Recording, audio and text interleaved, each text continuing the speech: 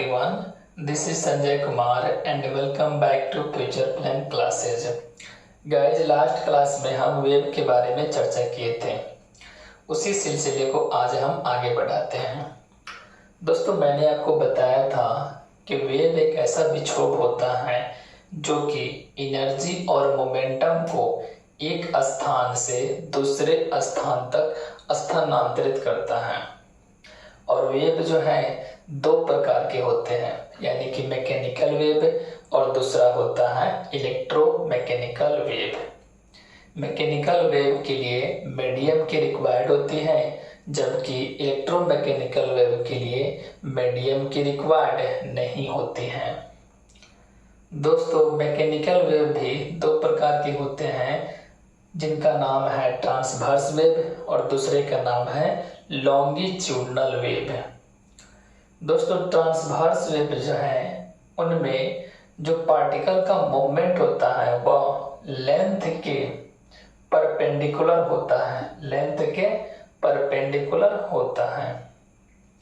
दोस्तों transverse web में यह जो लाइन देख रहे हैं आप, ए से लेकर बी तक बीच वाली लाइन, इसे हम लोग कहते हैं मीन पोजीशन। हालांकि मैंने आपको पहले वीडियो में बता दिया था, एक बार रिवाइज कर लेते हैं। तो बीच वाली लाइन को क्या कहते हैं? मीन पोजीशन कहते हैं। अब मीन पोजीशन से सबसे ऊपर वाली हाइट को हम लोग कहते हैं क्रेस्ट। इसे क्या बोलते हैं दोस्तों? क्रेस्ट। अब मिनिमम हाइट को बोलते हैं हम लोग ट्रफ बोलते हैं। मिनिमम हाइट को क्या बोलते हैं? ट्रफ है।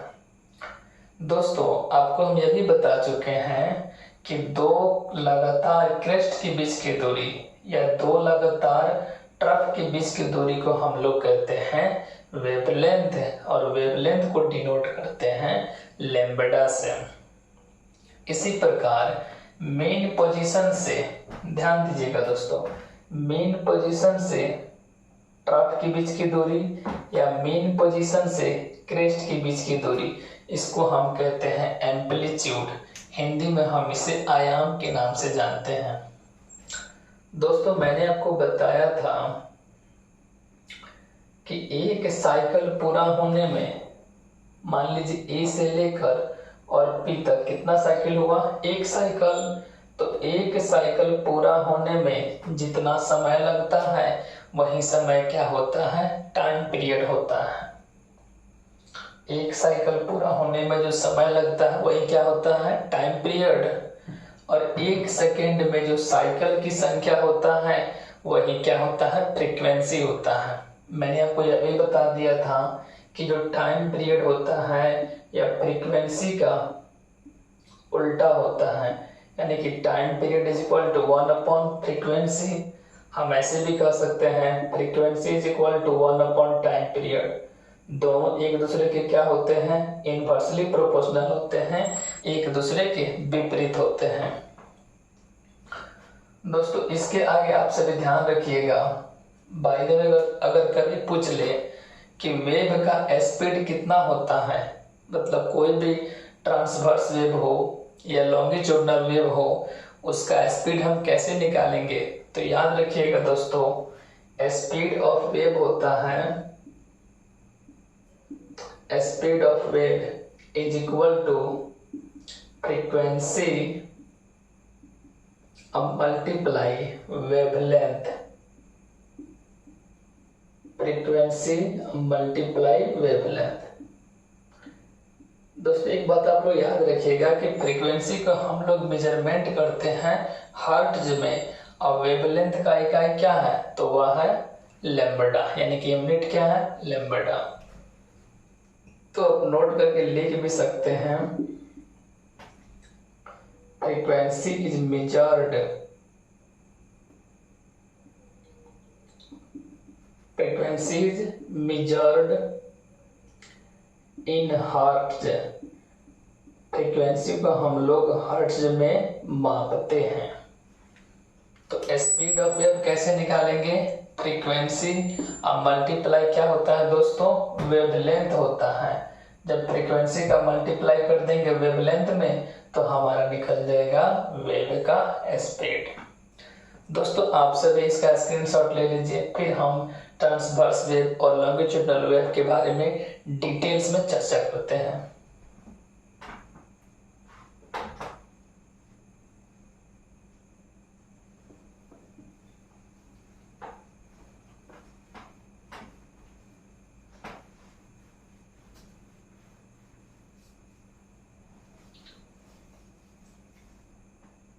ध्यान दीजिएगा दोस्तों, कई बार पूछ लेता है कि ट्रांसवर्स वेव और लॉन्गिट्यूडनल वेव में क्या क्या डिफरेंस होते हैं।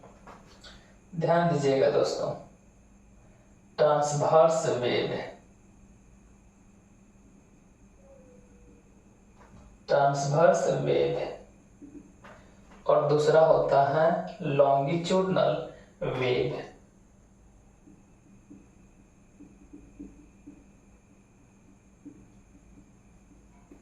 लॉन्गिट्यूडनल वेव दोस्तों, मैं आपको पहले भी बता चुका हूं कि मान लीजिए आपके पास कोई रबर है और इस रबर को आप पुश करते हैं तो इसमें जो गति होगा, जो मोमेंट होगा, वो कैसा होगा? ट्रांसवर्स वेव के जैसा होगा। जबकि मान लीजिए कोई स्प्रिंग है आपके पास और उस स्प्रिंग को आप अगर इस प्रकार से खींचते हैं तो उसमें जो मोमेंट होगा वह कैसा होगा? लॉन्गिट्यूडनल वेव की तरह होगा।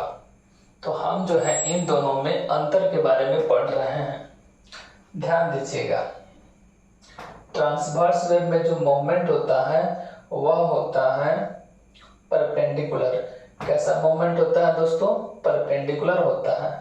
जबकि लॉन्गिट्यूडनल वेव में जो मोमेंट होता है यह होता है पैरेलल, यानी कि समानांतर होता है। तो इसी चीज को हम लैंग्वेज में लिख दे रहे हैं। देखिए दोस्तों,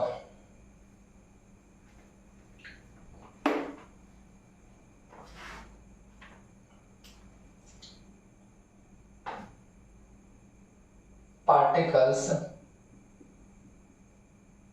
vibrate, particle vibrates in a direction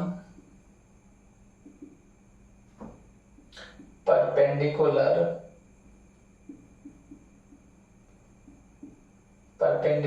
to direction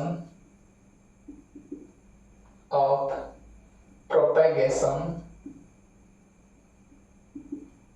of the wave। यानी कि ट्रांसवर्स वेव में जो पार्टिकल्स होते हैं वे परपेंडिकुलर रूप में गति करते हैं वेव के संचरण की दिशा में। जबकि लॉन्गिट्यूडनल में जो पार्टिकल्स होते हैं यह गति करते हैं पैरेलल, यानी कि particles vibrates in a direction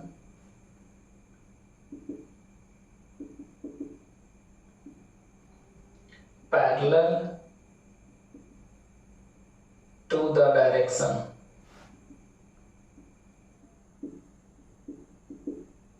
of propagation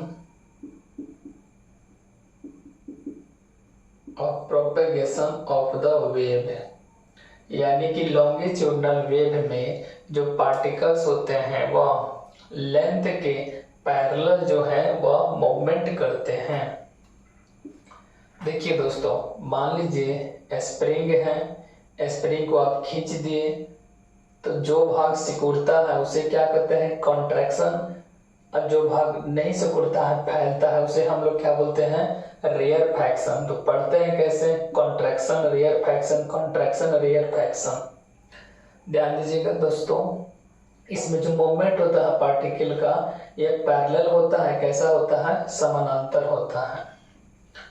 इसके अलावा याद रखिएगा दोस्तों, लॉन्गिट्यूडनल वेव में कॉन्ट्रैक्शन और रेयर फ्रैक्शन का निर्माण होता है, यानी कह सकते हैं contraction and rarefaction, contraction and rarefaction are formed.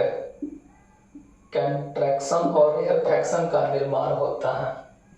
जबकि ट्रांसवर्स वेव में क्रेस्ट और ट्रफ का निर्माण होता है। तो crest and trough are formed, crest और ट्रफ का निर्माण होता है। दोस्तों आप इसका स्क्रीनशॉट ले लीजिए, फिर हम इसके अगला वाला जो डिफरेंस है उसके बारे में चर्चा करते हैं।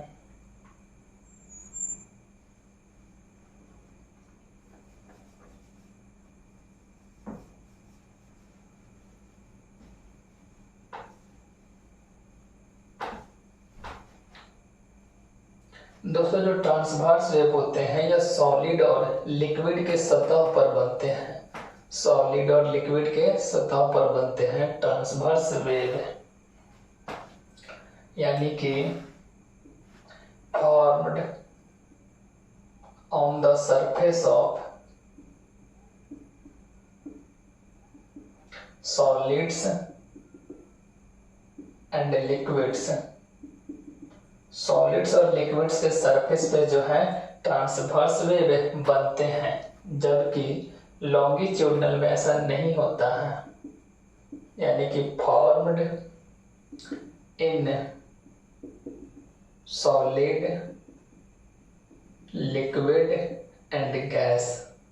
सॉलिड, लिक्विड और गैस के अंदर जो है लॉन्गिट्यूडनल वेव का निर्माण होता है, जबकि सॉलिड और लिक्विड के सरफेस पे ट्रांसवर्स वेव बनता है। मे बी इलास्टिक और नॉन इलास्टिक वेव। दोस्तों जो ट्रांसवर्स वेव होते हैं या इलास्टिक वेव भी हो सकते हैं और साथ ही साथ नॉन इलास्टिक वेव भी हो सकते हैं, जैसे कि लाइट वेव हो गया, इसके अलावा रेडियो वेव हो गया। जबकि जो लॉन्गिट्यूडनल वेव होते हैं या केवल इलास्टिक वेव होते हैं, ओनली इलास्टिक वेव। एग्जाम्पल के रूप में हम सिस्मिक वेव कह सकते हैं। दोस्तों जो भूकंपीय तरंग होता है उसे हम क्या कहते हैं, सिस्मिक वेव के नाम से जानते हैं। दोस्तों जो ट्रांसवर्स वेव होता है यह प्रेशर डिफरेंस क्रिएट नहीं करता है, जबकि लॉन्गिट्यूडनल वेव जो है प्रेशर डिफरेंस क्रिएट करते हैं, यानी कि do not creates pressure difference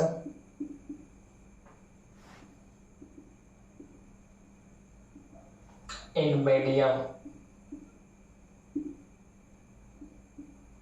यानी कि ट्रांसवर्स वेव माध्यम में प्रेशर डिफरेंस क्रिएट नहीं करते हैं, जबकि लॉन्गिट्यूडनल वेव जो है प्रेशर डिफरेंस क्रिएट करते हैं। तो क्रिएट्स प्रेशर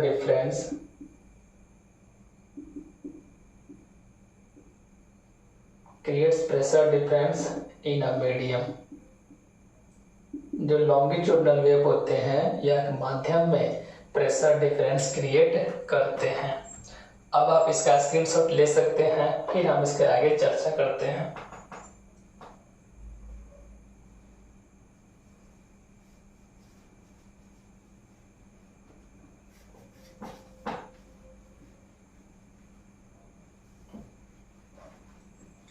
दोस्तों मैंने आपको बताया था कि जब तक हम वेव के बारे में नहीं पढ़ेंगे तब तक साउंड के बारे में स्पष्ट रूप से जानकारी नहीं हो पाएगा। तो हम लोगों ने वेव के बारे में अध्ययन कर लिया, अब हम अध्ययन करने वाले हैं साउंड के बारे में। अब ध्यान दीजिएगा दोस्तों, साउंड है क्या, समझिएगा दोस्तों। साउंड जो है ऊर्जा का एक रूप होता है। साउंड क्या होता है, ऊर्जा का एक रूप होता है। तो हम कह सकते हैं sound is a form of energy. Sound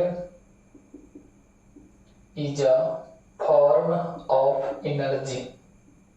sound जो है ऊर्जा का एक रूप होता है। दोस्तों आप सभी एक लॉ पढ़े होइएगा, law of conservation of energy, यानी कि ऊर्जा का न तो निर्माण होता है और न ही ऊर्जा का नष्ट किया जा सकता है। उसी प्रकार साउंड के जो भी नियम होते हैं सारे के सारे नियम ऊर्जा के सिद्धांत पर कार्य करते हैं, यानी कि साउंड का भी ना निर्माण होता है और ना ही इसे उत्पन्न किया जा सकता है, बल्कि इसे ट्रांसफॉर्म किया जाता है एक रूप से दूसरे रूप में। जैसे कि मान लीजिए कोई साउंड बॉक्स है, तो साउंड बॉक्स क्या करता है, इलेक्ट्रिकल एनर्जी को कन्वर्ट कर देता है साउंड एनर्जी में, यानी कि इन इलेक्ट्रिकल एनर्जी को किस में कन्वर्ट कर दिया, साउंड एनर्जी में। तो साउंड क्या है, ऊर्जा का एक रूप है। दोस्तों, conservation of energy, conservation of energy is applicable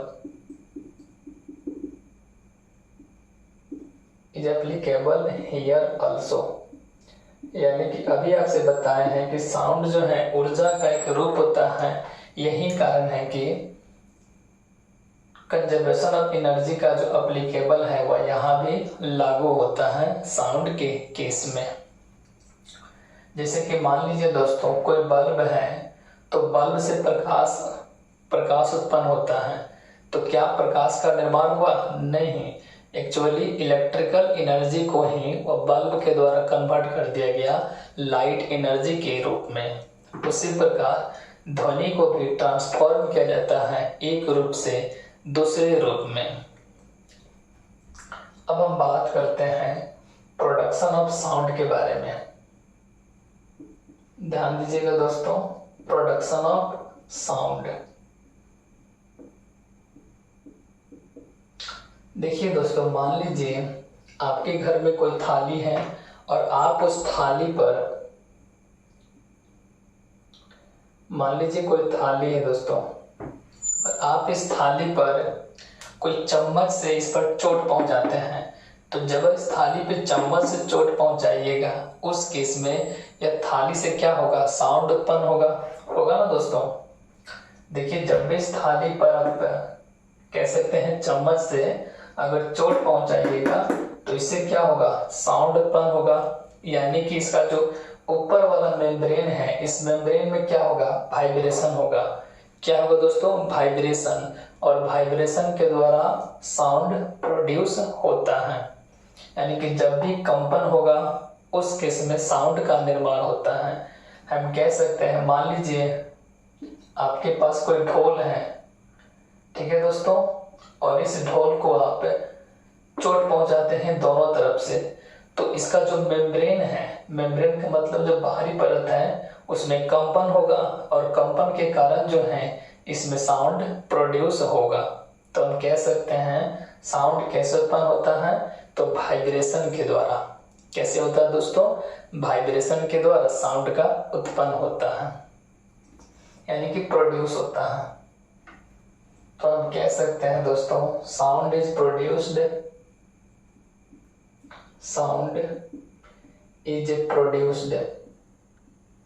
due to vibration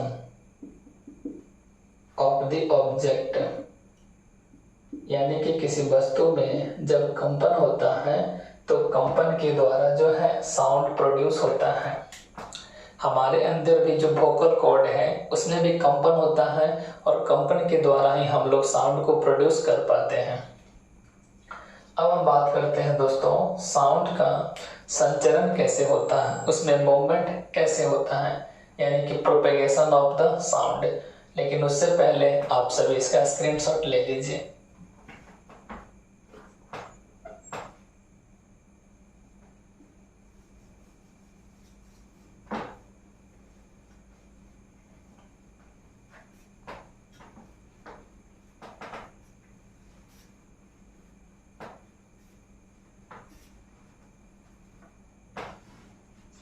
ध्यान दीजिएगा दोस्तों, propagation of the sound, propagation of sound. आइए फील करते हैं कि साउंड का प्रोपेगेशन क्या है। दोस्तों, प्रोपेगेशन का मतलब होता है साउंड का संचरण। मान लीजिए एक जगह से साउंड उत्पन्न हुआ, वह हमारे कानों तक कैसे चला आया, कोई ना कोई तो वजह होगी आने का। उसे हम लोग क्या कहेंगे, साउंड का प्रोपेगेशन यानी साउंड का संचरण। देखिए दोस्तों, मान लीजिए यह कोई प्लेट है, ठीक है दोस्तों, यह क्या है, प्लेट।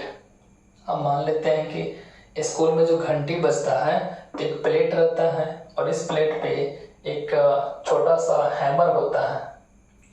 हैमर का मतलब हम कह सकते हैं कि हथौड़ा, और इस हैमर के द्वारा इस पे चोट पहुंचाया जाता है।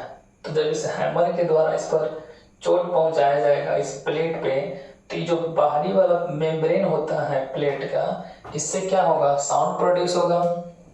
देखिए दोस्तों, मान लीजिए प्लेट है और इस प्लेट पे से हैमर के द्वारा इस पर चोट पहुंचाया जाता है। उस केस में क्या होगा, इसका जो बाहरी मेम्ब्रेन होगा उस बाहरी मेम्ब्रेन पर वाइब्रेशन होगा और वाइब्रेशन के द्वारा साउंड प्रोड्यूस होगा। अब मान लीजिए आप सभी थोड़ी दूरी पे हैं, थोड़ी दूरी पे हैं, हम यहाँ मान के चलते हैं, आप सभी थोड़ी दूरी पे हैं, तो आप तक जो है यह साउंड, समझिएगा दोस्तों, तो आप तक यह साउंड कैसे उत्पन्न होगा, सॉरी, आप तक यह साउंड कैसे आएगा। देखिएगा, मान लीजिए कि यहां से साउंड प्रोड्यूस हुआ और आप लोग यहाँ पे हैं, यानी कि थोड़ी सी दूरी पे हैं।